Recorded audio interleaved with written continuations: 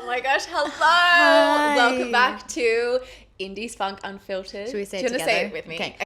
Welcome back to Indie Spunk Unfiltered. We did it. We did it. Yes. We did it. We're so excited to be here. Oh my gosh, 2026. This is the year. This is the year. And this is a new era of Indie Spunk Unfiltered, and I'm so freaking excited. We have a whole new structure, a whole new format, a new way of delivering this podcast, and it's new for us too, so we're going to bumble the fuck our way through this. Yeah, it's going to be great. I think that makes it more fun, though, to listen to. Oh, it's not just like we are the podcast and we are telling you things. It's like you're just catching up with some friends, and then, you know, like little nuggets of stuff. Little nuggets of stuff, some advice. Yeah.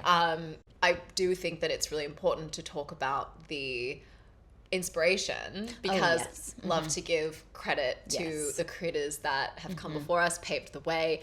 One of my favorite podcasts of all time is Give It To Me Straight podcast. So good. And I kept sending episodes to Beck being like, you gotta listen to this. This is so funny. I love John and Alex. They're so great. So authentic. I think we were in Boston when you were like, we were in the car on an hour-and-a-half drive and we're like, we are listening to John and Alex's podcast. We must. And even though this is not the same style, this is not the same podcast, obviously. We're not giving relationship advice or life advice. We're giving film advice. And we're talking filmmaking in the industry. I just love the way that they format their podcast. And so we're sort of mirroring a little bit of that. And I feel like it'll evolve and we'll make it more our own as we go. But definitely want to give credit to them because I just love their podcast so much. So good. So thanks, John and Alex, for paving the way. Yeah. Because what we're going to do is we're going to start with a little of a catch up and then we're going to get into a couple questions. And the cool thing about the new format of the podcast is that we really wanted to we're having a lot of conversations with filmmakers behind the scenes with giving advice and giving you know, ideas and talking through things that you're going through in the film industry or you know, our clients are going through in the film industry, and we wanted to bring that into the podcast. So we're actually going to be releasing questions every week. You yourself can apply a question, we'll give a theme, and we'll talk about it on the show. Yeah. Submit your questions because it's really hard to answer questions. They will be anonymous over. as well. Yeah, it's going to be anonymous. It's really hard to answer specific questions over DM. So, what better way than to just talk it through because somebody else probably has the same question. 100%. As you, so. And that's also like, I feel like we see that all the time. Oh, with the same questions come up, and it's, you know, we want to be that space for you to all kind of come together and be like, okay, now we understand how to navigate this. Yeah, so. and sometimes it's kind of scary to ask a question. Oh yeah, that's why it's anonymous. That's why it's anonymous. Yeah. We won't know who you are. If you ask something specific about a very specific situation, your identity will not be revealed. So yeah, I think it's just a really nice way to ask questions, get our advice. I mean, our advice is not the end all be all. No. We don't, I mean, this is just... We are one or two, I guess, perspectives. We tend to have the same perspective. Yeah, we tend to. But it's just from our experience in the film industry and in the world. Yeah. So we're pretty cool. Pretty cool.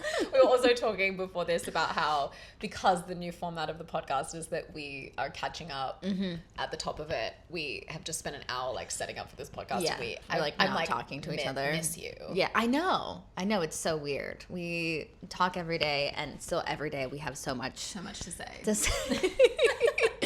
I was trying to tell Izzy something, or I was like about to say something to Izzy, and she's like, no, wait. Yeah, she started telling me about, your wreck. Yeah. But also you wore your fancy socks for the occasion. I wore fancy socks, not just my Hanes white socks, because it's going to be on camera. I didn't even know you had any other socks than your Hanes white socks. It's true. That's all I wear usually. And I leave them here sometimes. I'm not mad. I need new socks, so I just wait for you to sleep over. I know. So Izzy and I exchanged gifts for Christmas, and after I gave you your gift, I was like, I should have gotten her a pack of socks. Oh, yeah. I know. Perfect. I got David like 3 different packs of socks. Just wait till your birthday. Yeah. hold out a little bit longer, holes.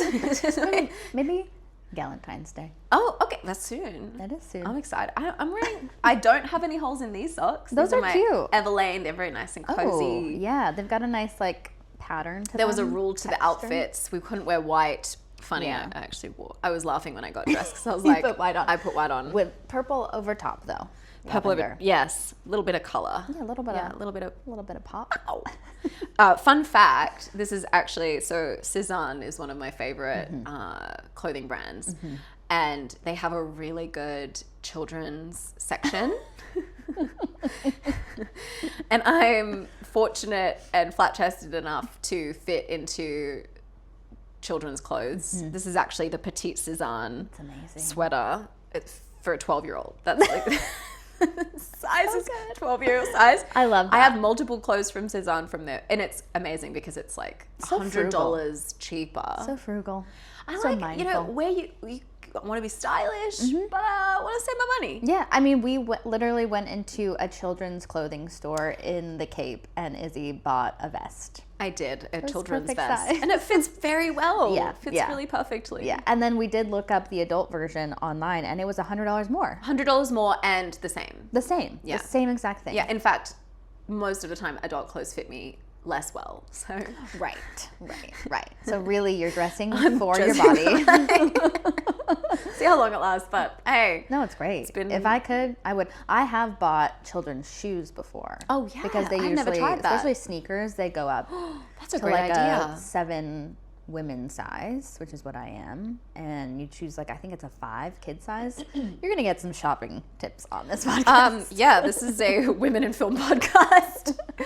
I'm excited about the episode that we will inevitably do about on-set clothing. Oh, because I feel like cannot that wait. there's a whole series of that. Oh yeah. Yeah. But today we're talking about communication on set. Yes, we are. But I need to know, how was your holiday? Oh, so good. I definitely got very, very sick, which I also got sick last year around the holidays. Yeah. And I guess I know it's like winter and that's a thing, Right. but I have a feeling that it's just a message that my body sends me, Yeah. which is that, oh, you're relaxing and you have some time now.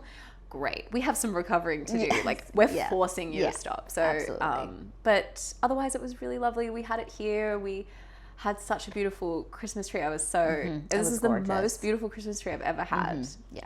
Personally, not, in family homes and stuff. It's like, now I really feel like I'm an adult with the good It was Christmas. gorgeous, It like was. nice and very bushy. bushy and round. And it lasted a shapely. really long time. Yeah, it did. We got it before Thanksgiving. just put it out on the, because we never have a real tree. You just put it out on the curb for pickup, or like how? It was like shoved upside down into our green waste bin. the green waste Yeah, it's bin. like- Okay.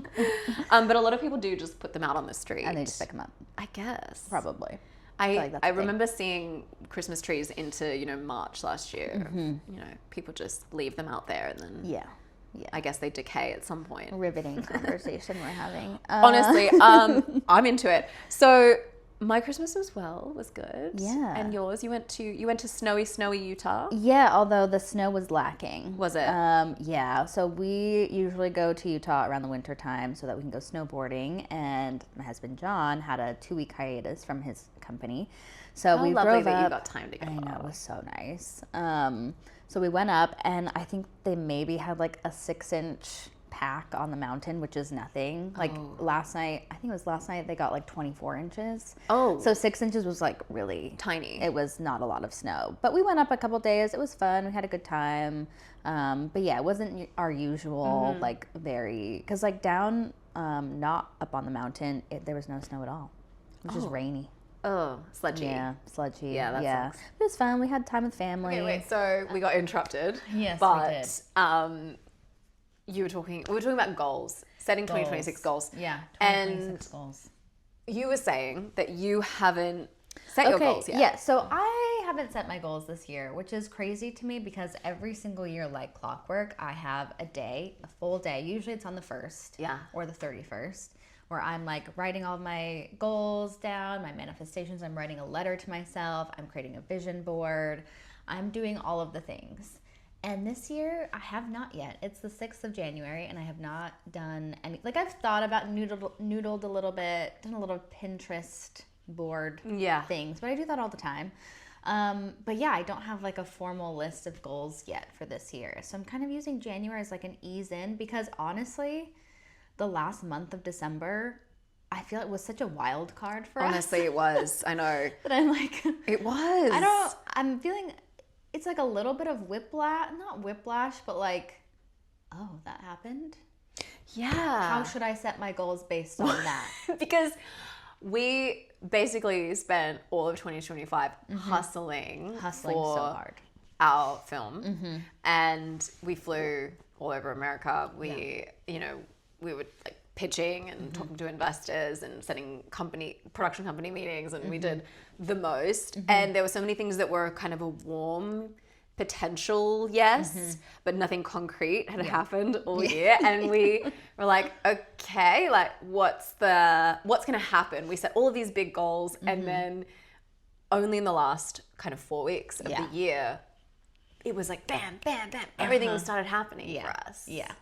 Yeah. So, as far as goal setting, I'm like, okay, where do I even begin? Because so much changed over the course of the year. I feel like in the nature of this industry, so much one decision can shift so many things. So I'm like, I want an overarching goal, which is to make the film, but should I set goals per quarter, per month? I like a quarterly goal. Yeah. I like a quarterly goal. But I think the overarching, so I have a big list of goals for 2026. Yes, I love. You want to share? We're making a movie. We're making a movie this year. And also want to join the GTA. Lots of it's a big list. Business goals, film goals, there's a lot going on. And it's strangely because I'm a little bit delusional, and I think it always helps to be delusional. But because 2025 was such a wild card, because we set all these big goals and like only so many things happened right at the end of the year, and all year we were like, keep your chin up, let's keep going, let's keep moving. That I felt confident to set wild goals for 2026. I'm like, well, let's just fucking go. Like, who knows what's gonna happen? So I'm into it. I think this always happens to me, where not with goals specifically, but with ideas. Like one day I just wake up, I'm like, okay, today is the day to do it. It's happening. So it'll happen at some point. Things have already been crazy. I mean, just this year alone. So fun fact, I started tattooing. Yes, you're a tattoo artist now. I know, right? You suddenly became a tattoo artist. I suddenly Beck got a certification, and she's tattooing people, and she calls me. You call me and you're like, Izzy, do you want to be a tattoo artist? I'm like, I actually have enough jobs. And you would think that I also had enough jobs. You do have enough jobs. But for some reason I got a tattoo from this woman named T. She's amazing. And she posted on her Instagram story, like, I have a couple of spots left in my training this weekend. Yeah, it was like a couple days away. Yeah. And I was like, you know what? I could do that. I'm going to do it. Why not? Amazing. And it's just one of those things where it just felt like really good. There was no hesitation. I wasn't like, oh, should I do this? Except for the fact of, like, you know, the brain, or what the devil on my shoulder, I guess, of like little noodle brain in there. What are people gonna think of you? Oh yeah. How are people gonna judge you? How are people gonna say she's a failure? Right. I thought she was a filmmaker, not a tattoo artist. What is she doing? Porque no los dos? Right. But like, fuck it. I'm doing Fuck it, exactly. So I got my certification. Which is so brilliant, because this is your kooky, wonderful way of manifesting. Because Beck calls me yesterday. You called me yesterday, and you're like, hey, I just tattooed one of the partners at the head of Hello Sunshine. Yeah, the head of partnerships at Hello Sunshine, and her husband. So this is why, like, it was a confirmation, because yesterday morning, I will admit, like, I was feeling like, what have I gotten myself? What am I doing? And so I had 2 tattoo appointments yesterday. It was the first time when I was in the studio by myself without my trainer. So it was like a kind of a big day. And so I was in there, I was like, you know, I love it. It's so fun. But I was questioning it a little bit. And so when they walked in and we were just chatting about stuff, and, you know, naturally it comes up like, oh, what do you do for work? Because, you know, everybody talks about that. And she said she was the head of partnerships at Hello Sunshine, and the person who created Shine Away. And, so cool. And so, yeah, it was Watch just this a space. little... We'll be there. Yeah. So it's just like this little confirmation from the universe, like, yes, you're in the right place. Yeah. Because the thought never even occurred to me that I would meet people like that tattooing. Mm-hmm. Like, I really went into it thinking, like, you know, I like to doodle, I like to draw, and this is a creative outlet for me. Yeah. This is something I can do in between projects when we have some downtime, and I can work with my hands, and I can, you know, be around other, like, I was really only thinking about, like, the other tattoo artists in the studio. Like, I can get to know, you know, those people, see what their lives are like. Yeah, never in a million years did I think the clients that I would have would be, I mean, I guess we're in LA, so I should have thought everyone's about in the it. industry. Everybody's in the industry, but yeah, it was just, it's been amazing. So I just tattooed myself this morning on my leg. Go on then. I don't think I can. I think It's too high up. It's right there. Oh, It cute. says Muse. I love. Check out my Instagram. Your second heart is what they call your calves. Oh, really? Yeah, because it like pumps the blood. Oh, wow. Yeah, so I was just reading Muse. about deep vein Because I was- thrombosis this morning because I'm now 85. Yeah. Yeah. Well, we've all. I like to know what I'm in for. Love it. But yeah, I chose the word muse because everyone talks about the muses, and you know who they're inspired by. I'm like, we can be our own muses. Absolutely. So that's why I put that there love this that. morning, and it's good practice for me too. So Practice all over your body. I know. By the end of this year, sleeves Covered. everywhere. Yeah. I know. I'm just waiting for you to come at me with that needle. I know, it's coming for you. Izzy says she's never getting a tattoo again. We're gonna change that. Did I say that? Yeah. Okay. You can change my mind. I'll change your mind. I love this so much because I was talking about it yesterday that networking happens in the unlikeliest of places. Oh, yeah. Especially when you know how to talk about your projects and talk about yourself, Oh, yeah. right? Because like you could have met that person in another context, but still not have known how to talk about the project. Like, you know, they were really interested in hearing about James on Rage, our film. And Yeah. Izzy was like, did you pitch the film? I was like, yeah, I duh. did. Obviously. Obviously. And it happened to me the last year, I would say like midway last year. I told you the story about how I was in line at my favorite coffee Yes. shop. Yep. And the barista who's a director, was saying, oh, I'm making this film and I'm really having a hard time filling this character and casting this character. And I was like, oh, what's a character? He's like, well, you know, plays like 3 different avatars, you know, characters, including, you know, she needs a Southern accent, she needs a standard American accent, and she needs an Essex accent. And I was like, I can do that. hi. And I was just so confidently like, that's, you know, you found me. Like, so good that you found me. How's it going? I'm here to solve your problem, basically. And I was like, call me when you're ready to cast me. I'm the right person for the job. Like, la ha ha, laughing. And I left the cafe, and apparently someone in the coffee shop turned in and she said, wow, she's really good at pitching herself. And then 3 months later, what do? Get a call for the project. So you got to know how to talk about yourself. Yeah, you never know. And in such a Know your strengths and weaknesses. Yeah, know your strengths and weaknesses. Try everything. Like if you're in, like follow the path. Like don't get boxed in. That's why I like that you listen to yourself on the tattooing thing, because I think that's your unconscious intuitive way of manifesting the things that you want, and it always happens in the unlikeliest of ways. Yeah. I mean, it was not. That's on like my the bingo meeting card. that we got towards the end of last year. Also was crazy. Yeah, we had kind of not given up on that goal. We hadn't pursued it. Right. There was a production company that we really wanted to meet with, and we were like, okay, well, one day we'll reach out, and we wanted to reach out in a very specific moment with a very specific package for them, and we just had it in the back of our minds, but we had so many other things to do, so we didn't end up we didn't sending anything to them. But then we randomly met them, because I broke the rules and I sat at a table I wasn't supposed to sit at. Guys, break the rules. Break the rules. You can't say that. You hate breaking the rules. That's true. Beck's like, no, you can do at it. my right. You were like, no, I don't want to break the rules. And I was like, fine. Actually, I will say I had a feeling. You did have a feeling. You were like, my table's better. I did say my we table's were at a women in film event. Yeah. And there was a piece of it that was like, I want to follow the rules. yes, you were like, I don't want to sit. Everyone abandoned me. I was like, you sit here at my table. Yeah. And then everyone was like, okay, see you later, bye. Bye. It's like, fine. But yeah, it really does happen in the craziest of ways. So I think 2026, like the mantra for me at least, is like, fuck all the rules. Yeah, fuck the rules. The rules have never worked for me anyway. Never. When people say as actors, you know, well, to be an actor, you have to first get a co-star and then a guest star and then you could get a recurring and then a series regular. I'm like, what? My first role at 17 was a series regular role and I didn't have any other experience. Yeah. And it just continued to prove to me as I went, and also with my clients as well, I'm like, it doesn't matter that you haven't had this experience or this, you know, experience yet. Sorry, I'm so distracted by my hello Louie. Are you coming to join the podcast? Yes.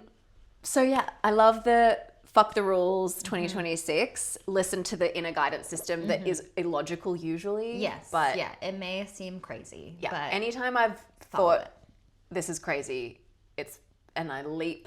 Oh yeah. You know, you just get that. Oh, where am I? Oh, my wings are here. They're so pretty. Yeah, exactly. And like the world comes to meet you. It does. Yeah, wherever the universe comes to meet you, and everybody around you, like you become this magnet that people want to talk to and people want to be around and learn more about, and you become this more interesting character. No, well, you're very interesting now that you're a tattoo artist. I know, very interesting. Very mysterious. I wasn't interesting before. No. I am. I actually think you were quite interesting. I'm very interested. Thank you. Okay. Questions? Should we get into questions? Yeah, let's answer some questions. I'm so excited. So the theme of this week was communication on set specifically. Yes. If you follow either of us, you know that we talk about communication a lot leading up to the production of film, but we haven't really talked about communication on set. And we've had a few on-set experiences this year that we can pull from. Last year. I know. It's going to take me forever to say to get used to. 2026. Yeah, really, I'm into it. I like this. Literally, the midnight hit, and I was like, "Thank 2026, it's here." We're also both turning 33 this year. That's great. Which is a magical number. It is a magical number. Anyway. It's my favorite number. 33. Yeah. Let's go. But yeah, our on-set experiences from 2025. And again, we're not like the end-all be-all of advice, but we're pulling from experience. Yes. We've been through. And of what we've observed as well. Yes. It's and you know, I get these questions a lot as a coach. I work, you know, working directly with filmmakers in that intimate space. A lot of the same themes and things and fears and, you know, questions come up. And so we really, I'm so excited about the new format of this. Okay. So I'm a director and I was on set and my DP was continuing to ask my first AD the clarifying questions about notes instead of asking me directly. Should I have addressed this immediately and risked embarrassing the AD, or let it slide, which is what I did because I wanted to preserve the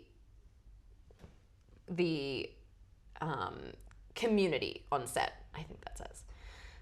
Okay. What's your take on that?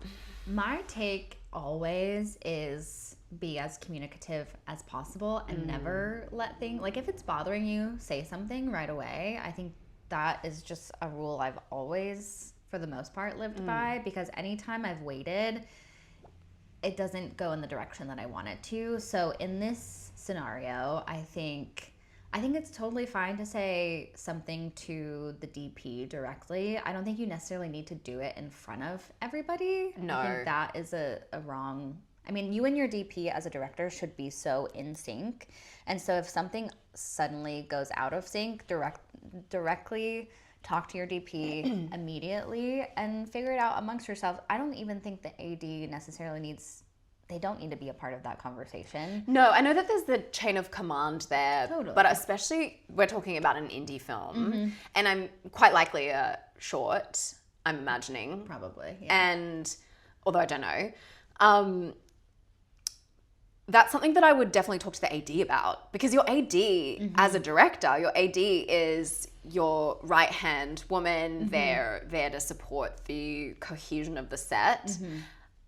I wonder if there was some friction between director and DP, because I think that's potentially why they're asking that question. And if that's the case, although I'm like, filling in all sorts of gaps, and don't feel free when you drop in your questions to give a lot of context. Yeah. And if this person wants to follow up, please do. Yeah, send it. But yeah, I would try and have a direct conversation with the AD, because that they would be the perfect person to bridge the conversation between the DP and say, oh, well, let me connect you guys so that you can have this conversation. It sounds like a great question for the director. Right, that's actually a question for them. Yeah, and it actually is weird that the DP and director wouldn't be having those conversations frequently. Yeah. I would actually hazard a guess is that as a director, maybe there wasn't enough of an establishing of leadership and your voice and authority on the project, and maybe that was having other people doubt whether they could come to you with questions. Right. So I would encourage you to think about how you're showing up, and not to say that everything is always our own responsibility, but it's a collaborative, filmmaking is a team sport, and it's very important that you're helping other people work to the best of their ability as the leader of the ship. So that does require you to have that sense of authority and leadership, and have people trust that they can come with you with those questions. So I would just think about how you're preparing and how you're actually working with the team beforehand to be able to make sure that people really do want to come to you with those questions. It does get frustrating. You know this as a producer as well, but like as a director, you do have to answer all of the questions. Usually on set, people are coming to you with everything. So knowing how to kind of navigate that, sometimes you might want to defer to your AD and let them do that. If this is a stylistic thing that's causing the film's style, tone, and story to suffer, it's definitely something that needs to be addressed. I would probably have a quiet conversation behind the scenes with your DP and your AD separately, and just be like, hey, if there's any questions, like, please come to me. Doesn't need to be in front of everyone. I'm never about that, like, outward shame situation. Doesn't work. Absolutely also, not. Some bad vibes. Yeah, bad vibes, and just if you let this stew over the course of the shoot, it's just gonna take up time, and you're gonna waste time. And one of our biggest things is efficiency, especially on set. Yeah. So trying to get to the root of the issue as soon as possible, really setting the tone as the director, even as like the producer on set. I always like to make sure people, like, I'm open, my energy is open, and that's in physicality. It's the way I speak to people, to make sure that they do know that they can come to me if they have a question. And I'm always more than happy to defer to somebody else or, delegate those things. And I think a director is the same way. And there's a lot of questions flying around, and you just have to make sure that communication channels are clearly outlined when you begin, and having that authority right off the bat is really important, because the squeaky wheel is always going to get heard. And so if there's somebody else on set that's like being that, like if that AD was that squeaky wheel, like unfortunately, like people will just gravitate towards that. So it's tough when you have strong personalities and they're not working together. We've certainly seen that. There's always a strong person. There is. There is. I mean, But to be upfront with that is important. Okay, next question. So I'm on set as a producer, and the crew has to move really quickly. The director is getting things really fast, but I could tell that the tone of the scene wasn't landing, and every scene seemed to lack a sense of stability and continuity. As a producer on the project, is it my job to make sure that the story works, or should I have just been quiet about that? Producer question for producer. Producer question. Yeah, I think this has a lot to do with prep as well. Your director-producer relationship should be established before the shoot, and you should have a talk or communicated about roles on set, how the director wants you to intervene, if any. But I also think there is, in this scenario, if that prep wasn't done, if there's no like pre-existing, or like the pre-existing relationship is lacking a little bit, I think my instinct would be to go to the director and say, hey, I've been noticing that this may not be landing. I know I'm here as your extra set of eyes to make sure that, your vision comes to life. I think maybe we need to have a conversation, so then you can go talk to the actors and like, this is just what I'm seeing. Because as directors, I directed my first short, and you get very much like in the zone Yes. as well, and sometimes it's hard to snap out of that. So as a producer, you are there to be that extra set of eyes. You should know the story inside and out, just like the director does. So yeah, I think it's not your role to talk to the actors, but it's your role to go to the director and say, this is what I'm noticing. And maybe the director's like, no, this is what I want. That's what I was going to say. And you can be okay, like you have to be okay with that. But I think you're fully allowed to absolutely have a conversation. Yeah. I feel like also this is usually people have the opposite problem where it's like we're not moving quick enough. Like the director's really being a bit luxurious with their takes and their time. So this is interesting to have this.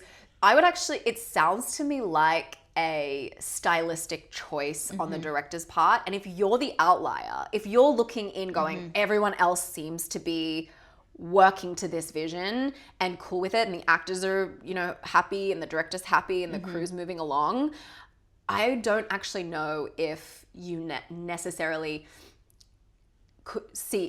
need to think that there's a problem. It might be like, hey, I just want to clarify, as you're saying, am I off here? Because to me, I thought we were making this kind of a film, but it feels like this is this kind of a film. Just wanted to make sure we're all on the same page so I can support you and have that conversation. Because if you're the only one that thinks there's a problem, you might just have the wrong idea of the film that you're making. Yeah. And we don't also, as I think it's tough when you're a creative person that has a specific vision and you're also in a producerial or like an AD role, because you want to insert your vision, but it's not your place. Right, you have to let that go. Yeah, unless they're literally coming to you with like, hey, creative producer requirement now, like I need you. Yeah. Or you already have that dynamic established. I don't think there's a reason that you need to like slow things down. And it does feel a little bit maybe a little amateurish. Yeah, a little self-indulgent. To think that you need to come in and fix it if the shoot is going. But I don't know. I wasn't there. So maybe it was like, oh, this is really, really bad. Like I thought we were making a great film and I don't like what we're making. And maybe that's a little bit of your ego, which I completely understand. Yeah, I think it's appropriate to have a quick, like, hey, just want to clarify this. This is what I'm noticing, but I could be way off base, so tell me. Yeah. Can you correct me? But I did, I didn't want this to keep going if, like, this is because sometimes with maybe it's a new director, someone who hasn't directed a ton, they could be a people pleaser, and they could be like, oh, well, I just want to keep moving, and I don't want to look like an amateur, so we're just like going, and, just like, that's fine, that's fine. Exactly. That's actually very true, because if maybe you're a more experienced producer on set and the director is less so, and they're feeling that pressure to kind of move and just listen, because I've seen that happen a lot, and I know you have too, where the DP will be quite aggressive sometimes if they're more experienced and the director's newer and potentially a female or a non-binary person, that they get undermined and end up panicking and just saying, okay, yes, whatever you say. And that's not the vibe ever. Like as the producer, you are there to support the director and the vision. Yeah. So and the crew and everyone as well. But of course, everyone, just like giving, like, hey, I just want to give you the opportunity if you need to pause. Yeah. And do this again and have a conversation. I want to give that to you. If not, tell me to fuck off and like I'm good either way. Yeah. So I was on set with a director who beforehand had said, to me and another producer, like, you are my creative producers. I'd like your input as we go. Because I feel like I can't be in all places at once. So if you do see something, let me know, say something. Yeah. And so we had that situation on set. And so me and another producer were like, hey, I think we need more time on this scene. Yeah. We need to rework it a little bit. So let's, give the space. Meanwhile, the AD and the DP were like, let's go. Like, okay, let's pause here. So I mean, obviously these are all, like, there's so much nuance to everything. But I think it's always okay to have open communication. Very important. I think the rule for all of this is communication. 100% communication. Okay, so next question. Was a producer on this short film, and I overheard one of the department heads pushing back on the director's decision, saying that's not how it's done, loud enough for others to hear. Oh, no. I stepped in immediately and I wanted to reinforce that authority, and I pulled the department head aside, but it caused more friction and it meant that the rest of the day felt really shit for everyone. Should I have just trusted the director to handle it? Or do you think I'm an asshole? Am I the asshole? Okay, this is a great Yeah. question. Kind of what we were just talking about. Yeah, it's very similar. The thing is that everything is about communication, but the right kind of communication. And it's very, I get the impulse and the instinct to want to step in and be like, right, that's enough. But ultimately that doesn't usually help the situation. Yeah. And you have to know how to take care of these things. Honestly, like 99% of producing, I mean, not really, there's so much organizational things that go into producing, but like at least 70% of producing is managing egos in a nuanced way. And having everyone feel like they've won. Like making sure that they feel like they've won and it's, the successful thing is their idea.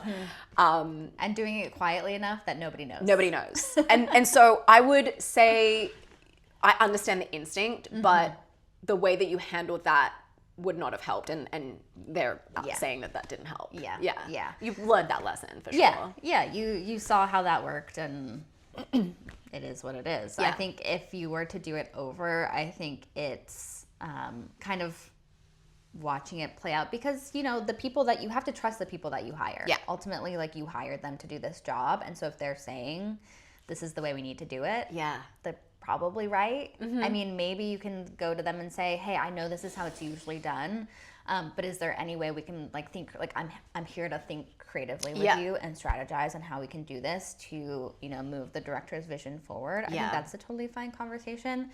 But sometimes a lot of the producer's work is like getting rid of your own ego and managing conversations and other personalities, and doing it really quietly so people don't realize that you're actually the puppet master. Yeah, exactly.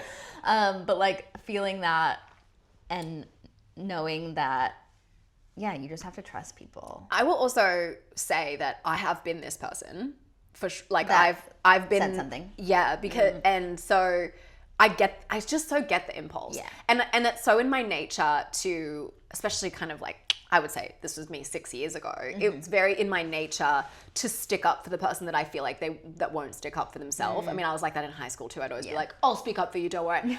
And sometimes whether or not they wanted me to, it's please don't speak for me. Yeah, please stop. Please stop. So I understand that you want to be the hero of that situation and be like, this is their film, and because I was shooting a short film. Yeah, it was about 6 years ago, and this was happening a lot where the DP was like, I know best, and the first time filmmaker was also a woman, the DP was a man. Those gender dynamics, I point them out because they actually do make a big difference on sets sometimes. And especially when the personalities, are conflicted, where if the first or newer filmmaker is more passive or feels like, okay, you seem to know better, you seem to have more experience, and you're being very dominant about how you want to do things, so I'm just going to listen to you and let you do the thing. And as the director or, the co-director of that project and producer, I was like, hey, I'm noticing that there's this friction. Let's remember whose film this is. And I could have handled that better, but it also was one of those things where it was just happening too much. And there's almost no conversation prior to that, no pulling aside and having a, hey, by the way, let's, none of that was working. Yeah. And so you do get to a point where if it were my set, I probably would have been like, hey, this isn't actually a chemistry fit. We're going to shift course and probably go with a different. And that's another thing that we'll get into on another episode. And we want to do questions around letting go of collaborators and letting go of teammates, because that is very difficult to navigate. And so I didn't always handle this perfectly. I really understand the impulse to want to step in and save the day, but knowing how to navigate with nuance and calmness and not need to jump in and trust that other people have their own way. This is something that I really have learned over the last few years, is not everyone handles things the way that the way that I handle things isn't the perfect way to handle things. Right. And so trusting that someone might be more passive, but they know how to do it their way and they're navigating their way. Yeah. So this also goes into knowing who you're working with on set and trusting your collaborators. Yeah. But at the end of the day, if something needs to be said, do it quietly, pull them aside and see if that works. And if they're not getting the picture, then there's something that needs to be done otherwise, but never in front of everyone. It's just not the way. No, it's not a good look for anybody. It's embarrassing for the person who's getting talked to. It just, it's icky. Yeah. So 100%. try and keep those conversations as private as possible. Inside. And hopefully you have inside voice. You have other producers on your team who you can collaborate with and talk to and kind of talk things out. If your instinct is to get like really angry, go to your producing team and be like, hey, I'm feeling a lot of anger right now. Can you help me? Can you help me? Yes. Ask your team members for support. Yeah, it's a big one. Yeah, you're not alone. Hopefully you're not alone. Even on a short, you should have multiple producers on set. I have never. Oh, what am I saying? Yes, I have. Even if it's two, like, but I know you've been involved in producing teams with more than 2 producers on shorts, and I honestly, to me, I'm like, there's too many cooks in the kitchen. For shorts, yes, I think more than 2 is a lot. But 2 is perfect. Yeah, 2 is perfect as long as you have somebody. Yeah. That's not the director, that's not the DP, that's not another department head. It's like a colleague as a producer. I think that's so important, even if it's someone you need to call, like who's not on set.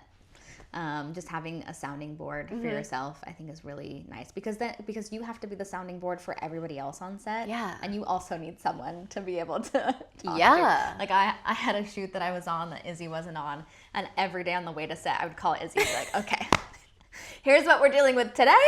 I need you. I need just to talk this through before I get there so that I don't bring that to set with me. I was secondary producing. Yeah, exactly. I was like, I just need that support network, honestly. Yeah. It could be your partner at home. Yeah. It could be anyone. But just so you have that kind of sounding board. I know. Really same with you. I know. You're my Yeah. Like, I know this probably is crazy, so let me just get it out. Yeah. And it might not be. No, totally. It might be like, a lot of times it's like, no, you're making a lot of sense. Right. And like your sounding board shouldn't just be a yes man. Like there's so many things I could say about this, but like I know you would call me out on my shit if like I was saying something truly crazy. Yeah, absolutely. Yeah. But it's very rare that happens. Yes. Yeah. Thank God. That's the end of our questions for first episodes, right? Yeah. So good. Yeah, really good. Thank you for everyone who submitted those questions. And we're excited about next week's questions as well. So what are we going to do now? We'll talk. I don't know what next week's theme will be. We'll see. Okay, so Icks and Rex. Icks and Rex. You want to go first? Okay, my ick. Oh, okay. My ick is Sydney Sweeney in The Housemaid. I saw it on Sunday. Does she even like acting? She doesn't listen. We talked about this the other day, but we will recap because we both agree that there have been, there's political stuff that obviously there's a lot of, Sydney Sweeney news over the last 12 months. Yes. So there's all sorts of reasons why people already are not a big fan, although she seems to still have a huge fan base. Yeah. I really liked her work in Reality. We talked about that, which is basically a one-woman show, one-woman film. She was brilliant in that. Brilliant. Couldn't stand her in this film. Couldn't stand her and wanted to just claw my eyeballs out. And I was so excited about it. I went to the cinema. I had my snacks. Had my soda. Just so thrilled to see a movie. Loved the book. The book was a fun time. Loved Amanda Seyfried. Obviously, she's in every scene. You're like, love you. I love you. She screams in the car. I know. And then starts. I mean, no spoilers. No spoilers. Brendan Sklenar, hot. Very, very sexy man. Very attractive. But yeah, it's just like anytime Sydney Sweeney came on the screen, if she was with somebody else in the scene, she just blank. And then like the twitchy like 2000 circa 2000 Hilary Duff style acting of like like lots of the twitching face. Tough. It was really tough. I couldn't understand. Yeah. And I just heard today that they're greenlit for a sequel. Are they? Yeah, they're doing it. And I mean, why wouldn't they? It did so well at the box office. Right. And it's unfortunate that her character is the one that is the I know. I was like, we're not going to see Amanda Seyfried anymore. What's the point? I know. I wish they would have cast differently. Same. We had this whole conversation the other night when you came over for dinner. Yeah. About I think Amanda Seyfried was the perfect casting. Brendan Sklar, perfect casting. I was thinking Grace Van Patten would be amazing. She's got that fantastic, like, innocence but darkness. I love her. She would have been fantastic. She would have been really fun. Yeah. Even like Zendaya or, I just feel like, I don't know, David and I had a long, kind of like heated conversation about people of that age range, because I also thought Zoe Dutch would be really cool, and he was like that he thought that wouldn't work, that she might read too mature, and I was like, what? She's she's only 3 years older than, and like, I'm gonna say it, I guess it's not really a spoiler. If I don't know. Turn it off if you haven't seen it and you don't want spoilers. But like, she's been in prison for 10 years, so she has like a roughness and a maturity to her. Yeah, I mean, I just did not believe that Sydney Sweeney had been in prison for 10 years. No. When she goes downstairs and it's like just full boob. And she's like, oh, I guess I should dress different. Yeah, she's like, oh, I'm sorry. So like, so distracting. That's what I was like the whole time. I was like, I'm so distracted. As like a person who had big boobs and got a reduction and like knows what it's like I don't know, maybe I'm different, but like I never walked around the house with like a little like crop zip like all the way pulled out down with a bra like at 3 o'clock in the morning. No, like know. I'm in a big t-shirt and shorts. Because I'm so flat chested, I might, if I had boobs for a day, I'd probably be like, yeah, baby. But like boobs for a day. Boobs for a day. Someone who lives with those boobs. Yeah, she's got lifetime boobs. Yeah, I mean, look, her body doesn't necessarily need whatever, but like I agree, costuming it was like there was so much softcore porn that was, and I'll defend the big boob community because I do think boobs are fabulous, and I want to see them. I love them. We do get shamed if we have a little bit of cleavage more than more than flat chested in the same top. Like we get shamed. Yeah, 100%. So like I get that, but like I don't know. It was more the psychology of that character because I didn't understand. I felt like the sexuality of the character didn't make sense to the history of the character. No, not at all. That's what I didn't understand completely. And like with that trauma, I don't think she would be that sexually provocative. And it didn't make sense. I know. Yeah. So, and I wanted to ask, because you just saw it after I told you this, but maybe you were already probably colored by the fact that I told you I didn't like it, or I didn't like from the first scene. I knew from the first scene when Sydney Sweeney was driving to the house, the very first opening scene, I was like, it's not going to be good. I just knew it in that very moment. I was like, the way that she's acting and the camera and the way that the setup is happening right now, I knew it. Yes. I fucking knew it immediately. Yeah, I had that in my head from you. I didn't necessarily feel that same. way. I didn't feel that way. I was like, okay. This could be okay. This isn't as bad as I did. Probably as the expectations. I were probably set. made you. But like the first interaction with her and Amanda Seyfried, and then her and Brendan Sklar, I was like, nah, I'm out. I know. I also really love Paul Feig's comedies, but I just didn't think that. Yeah. I kind of wish this was in someone else's hands. Yeah, I think he's great at comedy. I don't think he can do thriller. I really, especially like a Frida McFadden. Come on. I know. Yeah, I know. So that's a great ick. That's my ick. My ick is Train Dreams. Oh yeah. Oh no. I gotta see it. I haven't seen it yet. You have to see it. Okay, I'll say some positives because Joel Edgerton's performance was incredible. Yeah. He was great. I've never seen him act like that, and he did a fantastic job. And I went to there was a Q&A after, and he was just describing the prep, and it was supposed to happen 5 years earlier. He didn't have kids at that time. In the hiatus, he had children, and so he brought a lot of that to the role. It's like very much about like a father-daughter relationship. So I loved him in it. But everything else, it was the longest hour and 40 minutes of my life. Oh gosh. And it was just like Yeah, It's not even a long movie. No, it's not even, like, when I saw the runtime before, I was like, oh, great, it's an hour and 40 minutes. Like, it's going to go by so fast. That is a dream. Riveting. I'm seeing Mighty Supreme today. Oh, you are? Ugh, I need to see it. Yeah. I'm so excited. We'll have to talk about it next week. So, yeah, Train Dreams, I was disappointed. I was really positive going into it because, you know, Sing Sing was incredible. It's the same writer-director duo. They go back and forth writing and directing, and so, yeah, it was just disappointing. There was a lot of continuity issues. There's a lot of, like, inconsistencies and holes in the plot. So let me know what you think when you watch it. I can't wait to hear your thoughts. It's on Netflix. It's very tough now that I have to watch it knowing that you don't like it. I know. Because the second I hear something, I know, it's, like, hard for me to press play. I'm going to watch it. I'll watch it. You should watch it. Yeah. Honestly, it fueled me for our film. I'm like, ours is better than that. You know? You heard it here first. Okay, what's your rec? Okay, my rec. I don't even have one, and I know you do because I stopped you from saying it. Yeah. I was about to say it, and Izzy was like, no, stop. Save it for the podcast. So my rec is Lord Huron's album that came out, I think, in October or November, called Cosmic Selector Volume 1. And I went to the show at the Forum, and it's such a storytelling album, and they had actors on stage with them who were, like, dancing and interacting throughout the songs, and it's an album you have to listen, like, start to finish, in order, because it tells you a story and it brings you along on this, like, journey, this, like, sad and happy and heartbreaking journey, and I've been listening to it nonstop. It's my favorite album of the year, I think, and yeah, so if you haven't listened to Lord Huron, Cosmic Select, they're always really good at storytelling in their albums, but this one especially just is incredible. So I love it. Great rec. Yeah. Great rec. Love Lord Huron. Okay, mine is... Hello, you're going to get in the frame? I'm wondering. Probably. Hello. Hi, Mr. Louis. Special guest. Special guest, Kat. Yep. Yeah.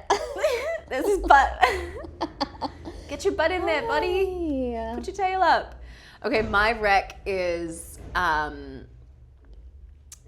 watched so Kim Kardashian has a masterclass on Masterclass. Oh, okay. It's like the new rules of business. He's literally blocking you completely. Oh, that's fine by me. Very attractive man. So, and I was very curious to hear what she had to say. I've not always been a Kardashian fan, and only in the last, I would say, maybe 12 months did I really was like, okay, well, they have done something that very few people have done and built something out of nothing. So I'm always like, I am a humble student. Let me see what the fuss is about. I watched the masterclass. It was good. There was some kind of interesting stories, I guess.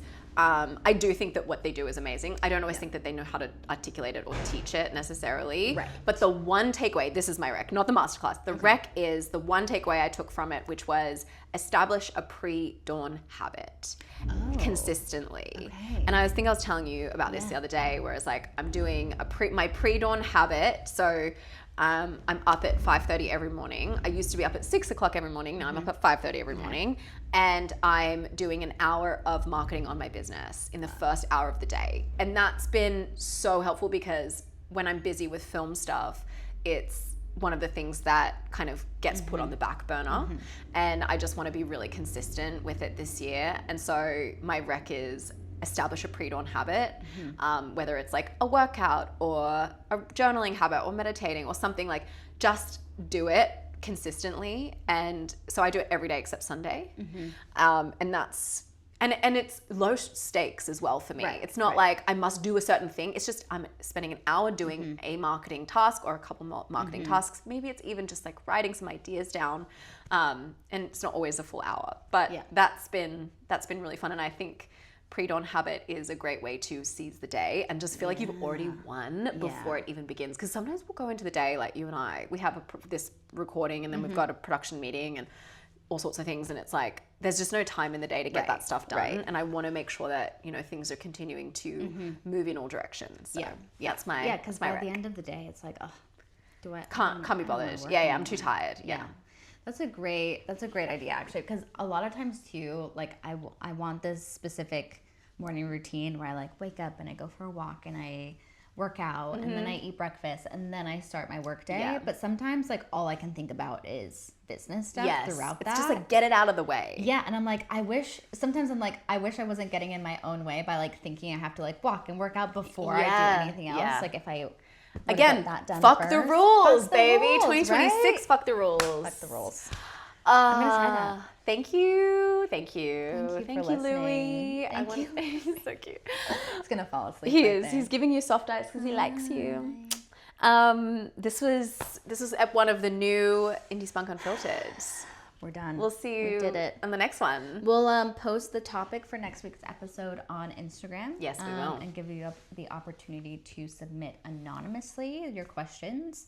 And then we're also putting out a little crew call. Oh, yes. Yes, if you're a filmmaker, which you likely are, actor, filmmaker, director, producer, all the things, we want to hear from you. We want you to join our database because we are making a ton of films this year. We actually, one of the wild things that ended up happening for us last year is we were trying to make one film as we ended up getting invited to make 5 films.